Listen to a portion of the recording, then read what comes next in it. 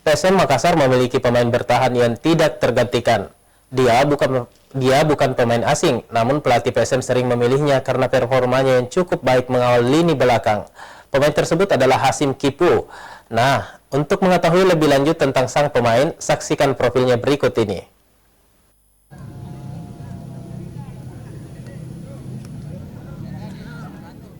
Hasim Kipu lahir di Tulehu, Maluku pada 9 Mei 1989. Karir sepak bolanya dimulai dari Pusat Pengembangan dan Latihan Pelajar PPLP Maluku pada 2003 silam. Ia kemudian melanjutkan sekolahnya di Sekolah Sepak Bola SSB tahun 2006.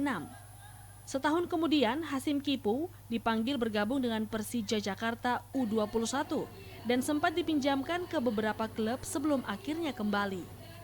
Di usia 21 tahun, Kipu menjalani debut pertamanya bersama Persija. Namun selama 3 musim di sana, ia jarang mendapat menit bermain.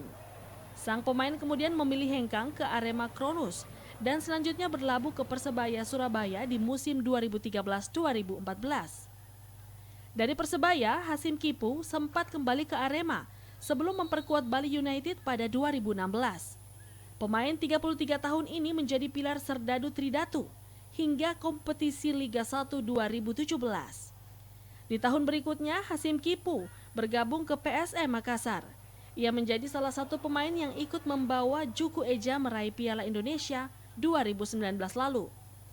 Pada Piala Menpora lalu, Hasim Kipu tampil apik.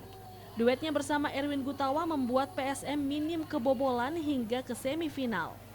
Kipu perlahan mendapat banyak menit bermain dan posisinya saat ini tak tergantikan di lini belakang PSM Makassar.